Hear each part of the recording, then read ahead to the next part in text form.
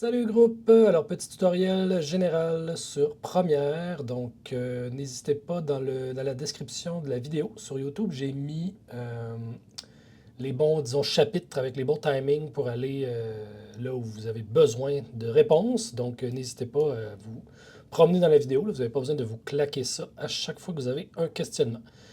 Donc, on se rappelle à l'université, il faut se connecter sur le Wi-Fi sécurisé, très important pour accéder à Adobe avec les portables de l'université, évidemment. Si vous utilisez votre propre ordinateur ou vous amenez ça à la maison, c'est simplement un Wi-Fi normal. Et si vous avez votre propre ordinateur, c'est que vous payez votre licence Adobe. Donc après, ça vous regarde au niveau de la sécurité. Donc, une fois qu'on a réussi à ouvrir première chose qu'on veut faire dans le cas qui nous intéresse, on va aller chercher un nouveau projet ici. Donc, je clique sur Nouveau projet. D'emblée apparaît une petite fenêtre où je peux nommer mon projet. Donc, je vais l'appeler Tutoriel. L'emplacement, encore une fois, pour ceux qui utilisent les ordinateurs de l'université, très important de sélectionner l'emplacement sur votre disque dur externe de montage. Ne mettez rien sur les portables de l'université puisqu'ils sont réinitialisés à chaque retour. Je ne me lasserai jamais de le répéter. Pour le modèle, on ne choisit aucun. Donc, une fois que vous avez choisi votre emplacement sur votre disque dur, c'est là que se trouve votre projet et tous vos rendus. Les rendus, c'est comme, si on veut, le paramétrage qui se fait au fur et à mesure que vous travaillez sur votre montage. Donc, on peut faire créer. On arrive sur la petite page importer. Il y a déjà des images qui font partie d'un tutoriel intégré à Adobe. Personnellement, je ne les utilise jamais. Et ce n'est pas par là que je vous conseillerais d'importer vos images ou votre matériel. On va directement aller en haut sur Modifier. Et c'est ici, dans la petite fenêtre, que vous allez pouvoir importer vos images. Première chose, avant de faire ça, je vous rappelle que dans le coin à droite en haut, il y a un petit four micro-ondes, c'est les espaces de travail. Donc moi, je vais vous montrer essentiellement l'espace de travail montage. Souvent, par défaut, on arrive sur l'espace formation, mais je le trouve moins complet, évidemment. Donc, on prend d'emblée le montage. C'est toutes des fenêtres qui se déplacent. Vous pouvez vraiment les modifier, les tasser à votre guise, mais là, on va y aller selon le standard de Première. Donc, première étape qu'on veut faire, on va importer nos images. Donc, la première fois qu'on importe, il n'y a rien. On peut carrément faire importer ici. Sinon, vous pouvez toujours aller dans Fichier, Importer. Et là apparaît un espèce de browser assez classique pour trouver des images. Donc, les images qui nous intéressent pour aujourd'hui, bon, c'est un folder qui s'appelle Dernier tournage Huguette. C'est un court-métrage que j'ai fait il y a quelques années. Donc, je suis allé chercher des images. Ceux qui sont sur Mac, vous pouvez simplement, quand vous voulez amener toutes les images d'un tournage, vous entrez finalement sur le dossier et vous faites importer. Ceux qui sont sur PC, ça peut arriver. C'est le contraire si vous voulez importer l'ensemble de vos images. Vous cliquez sur le folder et vous faites importer à partir de là. Petite différence Mac Windows. On est sur Mac, je double-clique sur mon folder et voilà, toutes mes images sont là et je vais faire importer. Donc voici, le petit folder est apparu dans mon chutier. Je vous conseille d'organiser ça ici assez selon votre logique parce que rapidement, ça peut devenir un pas pire bordel. Là, en ce moment j'ai juste quelques images, mais moindrement que vous commencez à avoir des longs projets avec beaucoup de jours de tournage, des photos, de la musique, des sons, des voix off, ça peut finir par être assez mêlant. Fait que je vous conseille de vous créer des petits chutiers ici, des petits dossiers finalement qui vont vous permettre de classer ça selon votre goût. Première chose qu'on veut faire, une fois qu'on a importé nos images, on veut évidemment créer une timeline ou une séquence de montage. Vous voyez, c'est écrit ici déposer le média pour créer une séquence. Quand vous déposez un média, dans ce cas-ci, je vais mettre ma première image de mon tournage. Vous voyez que si je vais voir ici, c'est du HD. 1920 par 1080, c'est du Full HD. Et c'était filmé en 24 images secondes. Donc, il faut comprendre que 23,976, ça veut dire 24. Ils ont juste fait ça compliqué pour vous mêler davantage. Donc, si je prends mon image et que je la drag and drop ici, vous voyez qu'il se crée une séquence. Lui me propose de faire ça, mais non. Vous voyez, il s'est créé une séquence et elle est apparue ici. Vous voyez, c'est pas le même logo, si on veut. Ça, c'est vraiment des images vidéo avec du son. Ça, dans ce cas-ci, ce qui a l'air d'être des espèces de petites lignes, évidemment, c'est une timeline, donc c'est une séquence.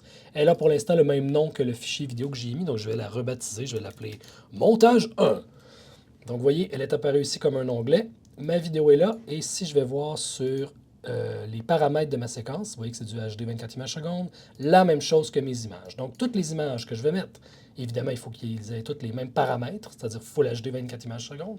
vont correspondre. Donc, je peux en mettre une deuxième ici. Vous voyez, ça correspond. Tout est là. Donc, la timeline, ça se lit évidemment de gauche à droite, comme lorsque l'on lit en Occident. Si vous faites play avec la barre espace ou avec le petit menu ici, ça fait jouer ce qu'il y a sur la timeline. Le vidéo en haut, l'audio en bas. Vous pouvez décocher le bleu qu'il y a là, ça sert juste à prioriser les lignes à votre niveau, c'est pas nécessaire de faire ça. On peut créer autant de séquences vidéo qu'on veut et autant de séquences audio qu'on veut. Vous voyez, on en a par défaut, on en a 3 de chaque barre, mais vous voyez, si je monte ma vidéo, je la monte, j'en crée une 4e, j'en crée une 5e et ainsi de suite. Je pourrais en créer jusqu'à... J'ai jamais vu le bout, en fait, pour être bien honnête, là. Je me suis déjà rendu à 25 et ça continue de rouler comme sur des... comme un skateboard. Donc, quand vous commencez votre montage, évidemment, c'est bon de savoir un peu où est-ce qu'on s'en va. C'est à ça que sert le scénario et le découpage technique. Première chose que vous allez vouloir faire, en fait, c'est de faire le tri de tout ce que vous avez filmé. Parce qu'évidemment, tout n'est pas bon de A à Z. Donc, il y a 2 manières de faire. Si vous vous rappelez bien, je l'ai montré un petit peu en classe. Vous pouvez commencer simplement par mettre les images sur la timeline. Et en utilisant les petits outils qu'il y a ici, les raccourcis clavier intéressants, c'est V pour l'outil de sélection et C pour l'outil Cutter. Vous pouvez visionner votre vidéo. Donc là, si je fais play, je visionne. Ah, je trouve ça génial à partir de là. Je peux sélectionner en tenant le bouton C. Vous voyez que mon curseur a changé. C'est un cutter. Je peux cutter à partir de là. Continuer à faire jouer. Je trouve ça génial. Oh, non, je vais faire une cote avant que ça bouge. Oh, la petite caméra a bougé. OK, comme ça, c'est magnifique. Je viens faire une cote ici. En réappuyant sur le V, voilà, je peux sélectionner ce que j'ai coupé et je pourrais, par le fait même, supprimer le reste. Donc, j'ai juste à cliquer et faire supprimer ou backspace. Ça va supprimer le reste. Donc, j'ai vraiment sur ma timeline seulement l'image que je trouve intéressante. Une autre manière de faire du tri, qui est peut-être un petit peu plus professionnelle, serait de double-cliquer dans votre chutier ici sur vos images. Donc, je double-clique là-dessus. Bon, vous voyez, ça apparaît maintenant. Ça n'apparaît pas sur le moniteur programme, mais bien sur le moniteur source. Ça, ce n'est pas votre montage, c'est uniquement pour visionner vos images, vos clips. Donc, je pourrais faire play par ici. C'est le même principe de playback que sur le programme. Donc, bon, j'aime ça à partir de là, on va dire. Plutôt qu'utiliser le cutter, vous voyez ici, il y a des petites parenthèses. Les raccourcis, c'est I et O. Vous pouvez retenir que c'est pour in, out. Donc, si j'aime ça à partir de là, bon, je vais le faire jouer un petit peu plus longtemps. OK, j'aime ça là, on va dire, je peux faire la touche I. Vous voyez que ça crée une petite coche bleue ici, et le reste après est gris pâle. Ça, actuellement, c'est ma sélection. Je continue à faire jouer. Bon, j'aime ça, j'aime ça, j'aime ça, j'aime ça, j'aime ça, j'aime ça jusque-là. Là, je mettrais finalement, je fermerai ma parenthèse. Donc, vous pouvez soit utiliser le bouton ici ou simplement faire O. Si je fais O, vous voyez, ça a fait une sélection en gris pâle ici.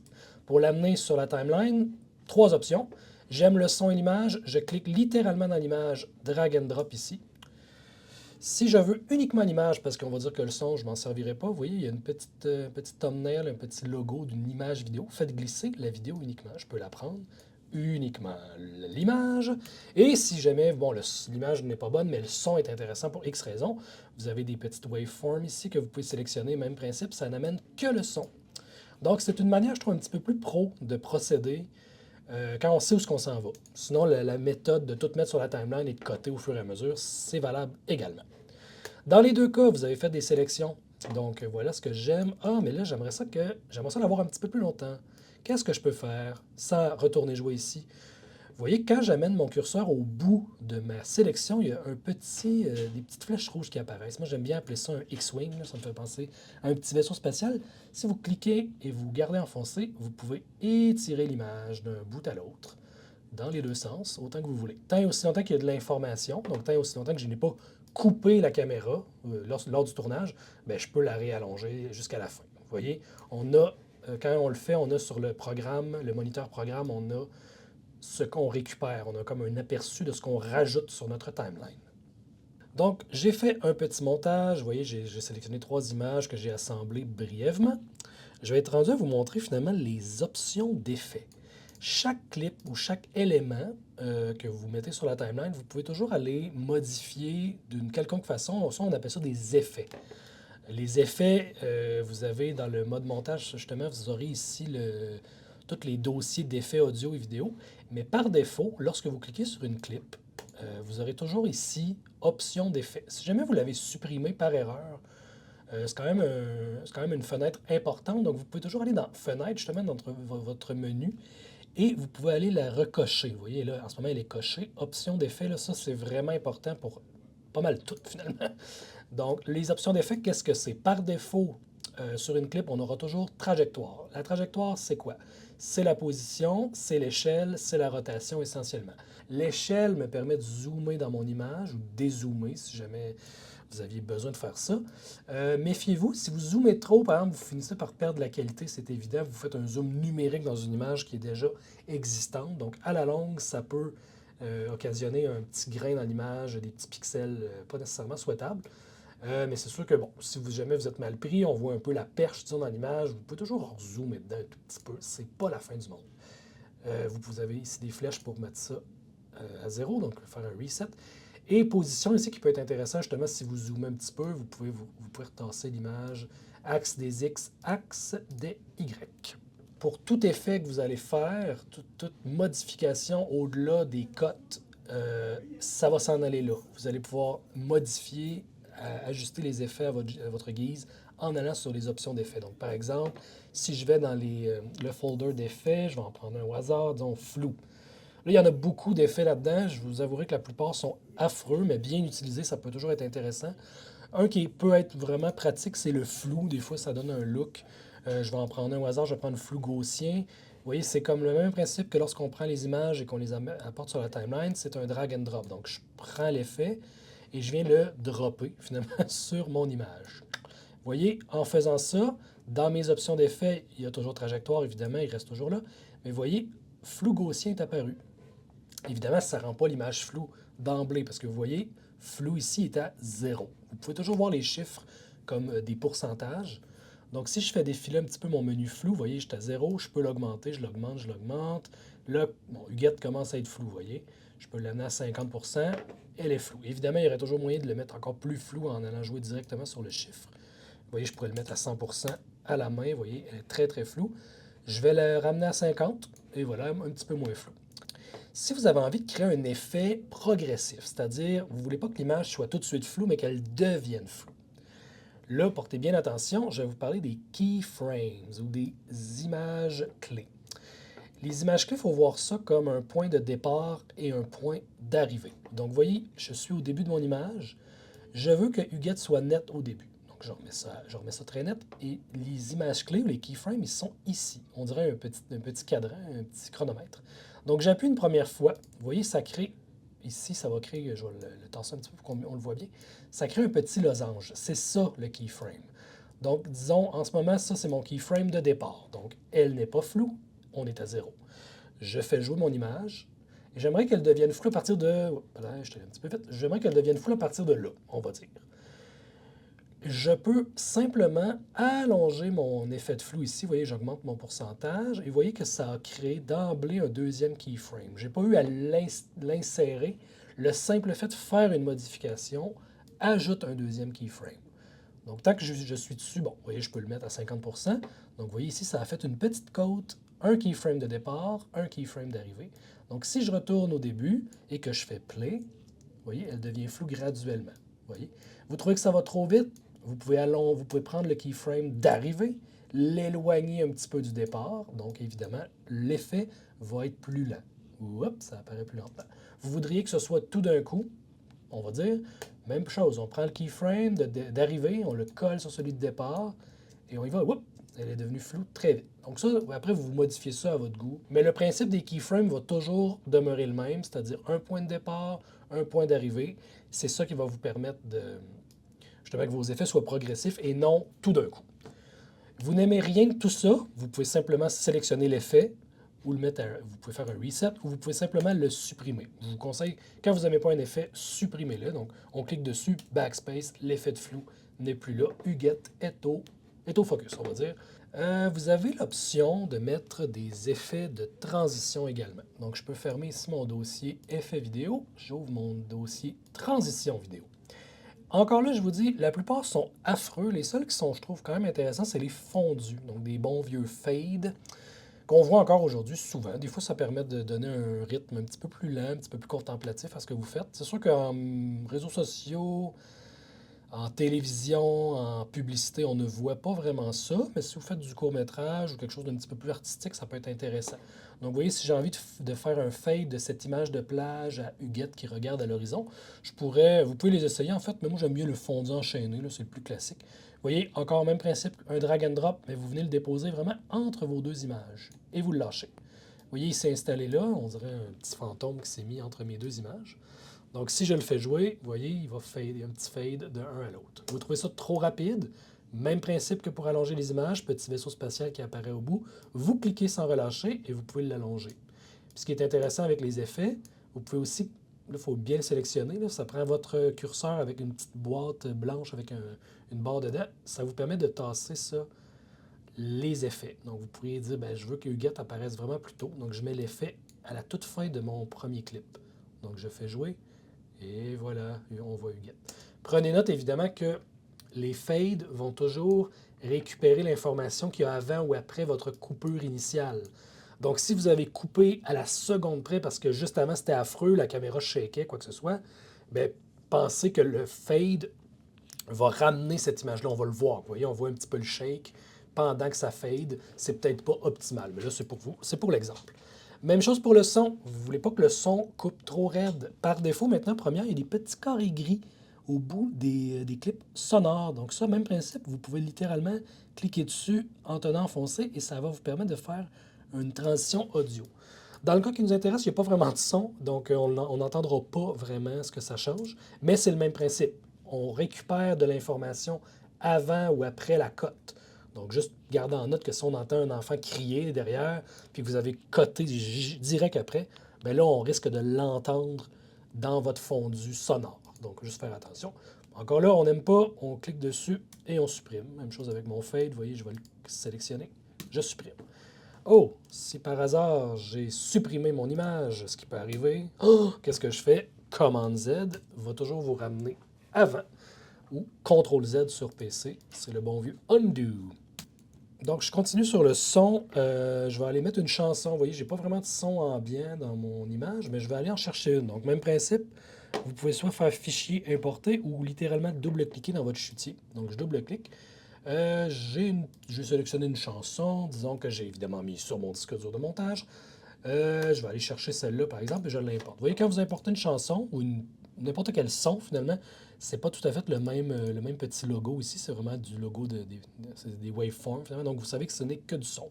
Si je double-clique dessus, vous voyez, j'ai évidemment pas d'image, mais j'ai les waveforms de ce que donne ma tune. Donc, si je peux faire play, je peux l'écouter. Donc, bon, c'est du petit blues. Donc, bon, maintenant, je vais mettre le début de la tune. Même principe que tantôt, je peux faire un in sur mon moniteur source. Je fais jouer la tune. Bon, OK, j'aime ça jusque-là. On va commencer par là. Je fais mon out. Et là, je peux amener ma chanson avec le petit onglet ici. Je l'amène et vous voyez, je la glisse sur ma timeline. Vous voyez, elle n'a même pas la même couleur. Donc, c'est le fun pour se retrouver. Donc, je vais la tasser. Je t'attends qu'il y ait des notes. Vous voyez qu'on voit les petites montagnes ici. Vous pouvez agrandir ça quand vous n'êtes pas sûr. C'est des sons. Fait que des fois, c'est très visuel. Là. Vous pouvez vous fier à ça. Là, au lieu de. Ça, c'est comme du grichage là, dans la toune. Mais quand il commence à avoir des petites montagnes, ben, il commence à y avoir du son. Donc, regardez, je vais la ramener juste avant les petites montagnes. Je vais venir mettre ça égal à mon image. Et là, je vais faire play. Vous voyez, j'ai de la musique qui joue sur mes images. Oh diable, je n'ai plus de son. Qu'est-ce qui est arrivé? C'est parce que j'avais mis mon out un petit peu trop tôt. Pas de problème, je peux simplement aller au bout de ma clip, cliquer avec le petit vaisseau rouge et l'allonger, l'allonger, l'allonger jusqu'à la fin de mes images. Donc si je continue à faire jouer, vous voyez que la musique continue.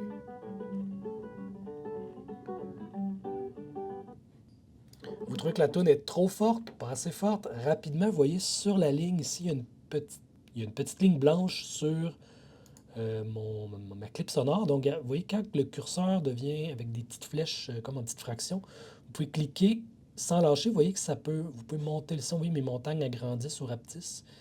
Vous voyez, vous pouvez jouer. Ça, fiez-vous honnêtement à votre vue-mètre qui est ici. Donc là, vous voyez, j'ai un petit peu monté le son. Ma musique est un peu plus forte. Vous voyez, ça module à la bonne place.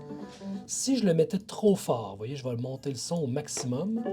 Vous voyez que là, ça devient rouge. Si ça devient rouge comme ça, non, ça ne pique pas sur le logiciel, Mais une fois que vous allez faire votre export, ben, ça va piquer, il va y avoir de la distorsion dans la plupart des systèmes de son dans lesquels vous allez l'écouter, que ce soit un téléphone ou des speakers d'ordi ou quoi que ce soit. Donc ça, on ne veut jamais que ça devienne dans le rouge ici, très important. Donc vous modulez votre son, vous voyez, je vais le rebaisser un petit peu. Voilà, et là je le fais jouer, tout est beau. Dans ce cas-ci, évidemment, je n'ai qu'une chanson, donc c'est facile d'éviter que ça pique. Mais si jamais vous avez quelqu'un qui parle, vous avez du son ambiant et de la musique, il faut savoir égaliser tout ça. Donc déjà de jouer avec le volume comme ça, puis de vous fier à votre vue-mètre ici, vous assurer que ce n'est jamais rouge, ben, ça va déjà être un bon indice. Puis après, il faut que ce soit audible. Ce qui est important, c'est ce que les gens disent. C'est pas la musique, c'est pas les effets sonores, c'est d'abord et avant tout ce que les gens vont dire. Et pour jouer avec, moduler la musique pendant le montage, c'est le même principe que tantôt avec les effets. Donc, vous voyez, je clique sur ma chanson, je retourne sur mes options d'effets et j'ai encore des keyframes que je peux ajuster.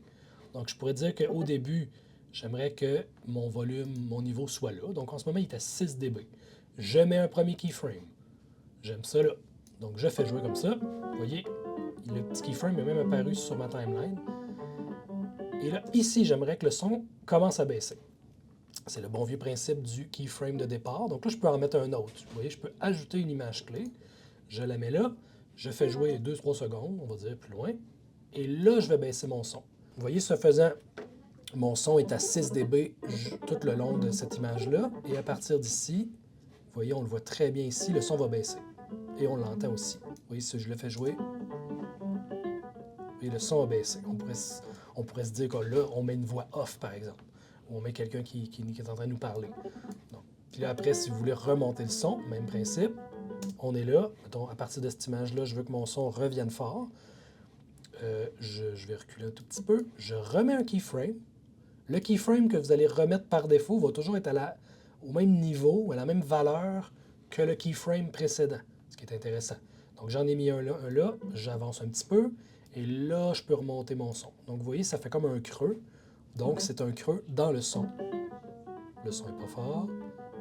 Le son remonte. Donc ça peut être un très bon outil quand vous faites votre montage sonore. Mais ça, attendez à la fin, quand vous avez fait un premier montage, puis c'est là que vous voulez mettre en valeur les différentes sources sonores. Donc, comme je disais, idéalement, les gens, quand ils parlent, on veut bien entendre ce qu'ils disent. Donc, c'est là que la musique, on peut la baisser d'un cran comme on a fait.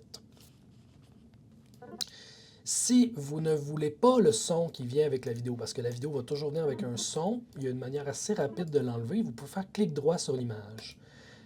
Apparaît un menu défilant qui est assez... Il y a beaucoup de choses. Je vais y revenir. Ce qui est intéressant, vous pouvez rompre le lien. Donc, si vous l'utilisez en anglais, ça va être écrit Unlink. Quand vous faites ça, vous voyez que là, l'image et le son sont indépendants. Donc, je peux simplement cliquer sur le son et le supprimer. Ce qui n'est pas le cas de l'image d'après. Vous voyez, le son et l'image sont toujours liés. Si vous regrettez, ce qui peut arriver, vous pouvez les relier, vous pouvez les rematcher, donc vous pouvez les sélectionner tous les deux, vous pouvez faire clic droit et vous pouvez faire lier. Donc vous voyez que si je clique sur mon vidéo, mon son va suivre et vice-versa. Dans le menu clic droit défilant, une autre chose qui est intéressante, vous pouvez jouer avec la vitesse ici. Vous pouvez faire des accélérés ou des ralentis. Dans ce cas-ci, on va dire que je veux accélérer cette image-là. Je clique sur vitesse durée. Vous voyez, en ce moment, il est à 100%. Je dirais, je veux le mettre 2 fois plus rapide. Je vais le mettre à 200%. Vous voyez, on a enlevé finalement de la vidéo dans l'image parce que là, mon image va être 2 fois plus rapide. Oui, bon. C'est pas si intéressant dans ce cas-ci. Évidemment, vous regrettez, vous pouvez faire commande Z, ça va vous ramener à 100%. Si vous vouliez allonger une image, donc la ralentir, vous pourriez faire la même chose, clic droit, vitesse et durée. Là, je vais la mettre, on va dire, à 50%. Donc, vous voyez, elle va s'allonger sur ma timeline parce qu'elle est 2 fois plus longue. Donc, si je la fais jouer, vous voyez, c'est là. Évidemment, on le voit, là. On le voit que j'ai appliqué un ralenti. Là. Il y a de quoi de pas naturel dans mon image. Si vous voulez faire des vrais ralentis, mettons que vous filmez du sport, vous voulez voir le ballon ralenti arriver dans le panier de basketball, on va dire, il faut setter la caméra dans un mode qui va vous permettre de faire des ralentis. Ce qu'on a brièvement abordé dans la formation, vous pouvez mettre la caméra en mode 60 images secondes. c'est ça qui va vous permettre de faire des beaux ralentis fluides où on ne perdra pas d'informations. Quand vous ralentissez une image qui est filmée, disons, normalement, il y a une certaine perte d'information. Mais ça peut être intéressant d'un point de vue esthétique, là. Ça dépend vraiment de ce que vous recherchez comme effet, mais à utiliser avec parcimonie. Donc, supposons que là, le montage vous satisfait, vous pourriez ajuster la colo. Ceux qui ont vraiment envie de ça, c'est très simple. Mettons, c'est le même principe, c'est avec les options d'effet. Ceci dit, maintenant dans Adobe, il y a un espace de travail qui vous permet d'être beaucoup plus précis. Donc, on va y aller. On sélectionne poste de travail. Juste en dessous de montage, il y a couleur. Donc, on peut aller sur couleur. Ça ne dénature pas votre montage, simplement qu'il y a des outils qui sont apparus ici. L'outil couleur Lumétrie. Vous pouvez, sur votre timeline, sélectionner l'image à modifier. Et c'est là que vous pouvez vous amuser. Vous pouvez refaire votre balance de blanc si c'est trop bleu ou trop orange à votre goût. Dans le cas qui nous intéresse, il n'y a pas vraiment de blanc dans l'image, quoique je pourrais utiliser les cordons de Huguette ici. Donc, vous avez une petite pipette que vous pouvez prendre. Vous pouvez sélectionner une image, quelque chose qui est blanc dans l'image. Donc, je vais essayer de sélectionner les cordons. Si je clique, oh, bon, ça va pas faire une très, très grosse différence, mais vous voyez que ça a rajouté un petit peu de chaleur dans l'image. Si je fais commande Z pour comparer, bon, ça ne paraît pas énormément, mais vous voyez que c'est un petit peu bleu. Petite pipette. Vous pouvez prendre du gris, en fait. Je dis ça, son manteau est gris. Si vous sélectionnez le gris, vous voyez, c'est devenu un petit peu plus orangé, on va dire. Donc, vous voyez, c'est ici que ça s'est modifié, c'est dans la température. Vous pouvez aussi y aller à la mitaine. Vous pouvez monter, monter, monter. Vous voyez, c'est très, très chaud. On se croirait dans le Mexique hollywoodien. Ou vous pouvez ramener ça très, très, très, très froid. Oh my God, on se croirait dans la Russie hollywoodienne. Si vous voulez faire un reset, vous pouvez toujours double-cliquer sur les lignes, ça va vous ramener à quelque chose. Il y a aussi la teinte qui est intéressante. Parfois, on va avoir des teintes un petit peu verdâtres. Ça arrive parfois quand on tourne avec à l'intérieur où il y a des néons. Vous pouvez rajouter un petit peu de mauve ou en enlever ou aller un petit peu plus vers le vert. Faites attention avec ça parce que des fois, les gens ont l'air plus malades qu'autre chose. Vous pouvez essayer tout ce qu'il y a là-dedans. Vous pouvez gérer la lumière. Donc, l'exposition, c'est tout. Vous pouvez tout monter la lumière de tout. Le contraste, évidemment, va venir affiner, si on veut, les contours, ce qui va permettre d'être un petit peu plus précis. Mais des fois, si on en met trop, vous voyez, on perd du détail. Mais ça peut donner un look quand même esthétique. Les tons clairs vont nous permettre de gérer seulement les hautes lumières. Donc, si j'enlève ça, ça enlève un petit peu ce qui blastait dans son visage, on va dire. Si vous le montez, ça fait le contraire. Et ton foncé, même principe. Vous voyez, si je monte les tons foncés, l'arrière qui est très sombre va s'éclairer davantage. Évidemment que ça affecte, ça finit toujours par affecter ces affaires-là, toute l'image, mais si vous y allez avec délicatesse, ça peut être intéressant. Oui, je peux monter ça, je peux monter ça. Puis vous voyez, vous avez FX ici, vous pouvez cocher, ça vous permet de voir avant, après. Là, vous allez me demander, mais c'est quoi cette espèce de barbeau ici permanent? Mais ça, c'est ce qu'on appelle un bon vieux scope. Idéalement, il faut que vos nuages, on va dire, soient toujours assez centrés. Vous voyez, mon image initiale, tout est assez bas. C'est parce que l'image est un petit peu sous-exposée, les couleurs sont un petit peu flattes. Donc, plus vous allez faire de modifications, donc comme j'ai fait ici, plus ça va s'étirer. Si vous allez, ce qui est important à surveiller là-dedans, c'est que ça ne blaste pas. Si j'augmentais mon exposition un petit peu trop, vous voyez que tous mes petits nuages s'en vont dans le top. C'est à éviter, parce que là, ça veut dire que mes pixels commencent à brûler, si on veut dire. Donc, c'est de l'information qu'on perd, littéralement. Donc, vous essayez d'être le plus égal possible d'une image à l'autre. Évidemment, vous allez me dire, ouais, mais là, j'en ai modifié une, ça m'a pris une éternité, il faut que je fasse ça pour chaque. Ben non! Si vous retournez dans votre espace de travail, vous retournez sur Montage, vous voyez que cette image-là, quand vous ouvrez les options d'effet, elle est là, la couleur. Et là, on peut simplement faire un bon vieux copier. Je pourrais aller sur cette image-là et la coller. Vous voyez, ça se ressemble quand même. Si ce n'est pas à votre goût, vous sélectionnez la clip en question, vous retournez sur l'espace de travail couleur, et là, le fait d'être dessus va vous permettre de modifier. Vous voyez, je pourrais dire, je veux que ça soit super chaud cette image-là. Vous voyez, mon sable devient orange. Donc, ça a modifié uniquement l'image sur laquelle je me trouve et non celle-là. Les titres, vous voulez mettre un beau titre au début, comment faire? Ceux qui ont déjà fait un peu de Photoshop, c'est probablement le même principe. Dans le petit menu défilant ici d'outils, vous avez un T pour texte. Vous le sélectionnez, vous venez littéralement créer une zone de texte dans votre image que vous allez pouvoir remodifier après, ne vous inquiétez pas. Le fait de créer une zone de texte, vous voyez, au-dessus de mon image, sur la timeline, se crée une autre image, finalement, qu'eux appellent simplement image. Ça, c'est votre titre. Votre titre va là. Donc, pour créer un titre, simplement, vous reprenez le T, vous venez dans la zone de texte et vous écrivez ce que vous voulez. Donc, dans ce cas-ci, je vais écrire Huguette à la plage. Voilà. C'est un effet, comme je le rappelle. On peut resélectionner l'outil de sélection, donc le V. Vous voyez, dans mon truc ici, est apparu, même principe que dans les options d'effet, le texte. Vous pouvez aller dans le texte directement. Et c'est là que vous allez pouvoir changer la police d'écriture. Donc, vous avez une ribambelle de police. C'est bon à savoir que si l'organisme que vous sélectionnez ou l'entreprise que vous allez faire une vidéo, pour eux, ils ont probablement une police d'écriture qu'ils utilisent pour leur communication, ce qui peut être très intéressant de leur demander et de l'utiliser. Même chose pour les chartes graphiques, les codes de couleurs. Parfois, les compagnies ont des couleurs bien spécifiques. Vous voyez, là, par défaut, ça écrit en blanc, mais vous avez ici des numéros et les chartes graphiques, souvent, vous allez pouvoir accéder à un numéro vraiment précis. Donc, si on se dit, je ne sais pas, moi, Huguette emploie un bleu très précis qui est le 0019F0, on va dire, bien, vous pouvez simplement le copier-coller ici, ça va être l'exact même bleu qu'elle utilise. Vous faites OK.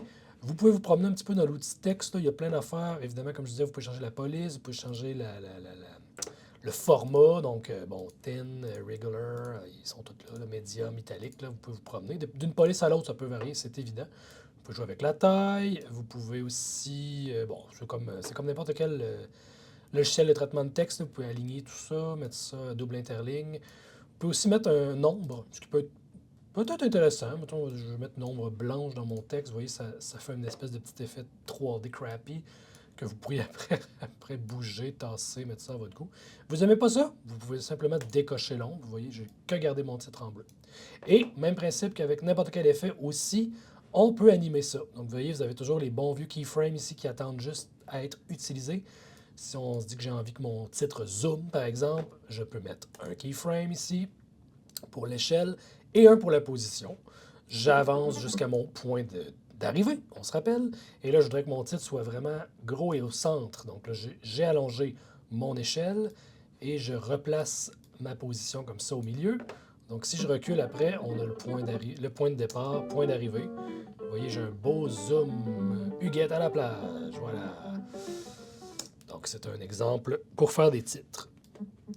Alors voilà, ça fait un peu le tour de ce qu'on a vu en classe. Donc ben, j'espère que ça va vous aider. Si vous avez des questions, des problèmes, n'hésitez pas à m'écrire ou venir me voir à mon bureau lorsque j'y suis. Tout ça est très rudimentaire. Évidemment, c'est en le faisant qu'on devient bon, là. Donc, je vous invite à jouer, vous promener là-dessus. Et rappelez-vous, ça n'explose pas. Donc, essayez des affaires. Vous êtes là pour essayer, apprendre et évidemment, vous amuser. Donc, on se revoit en classe, groupe. Bye bye.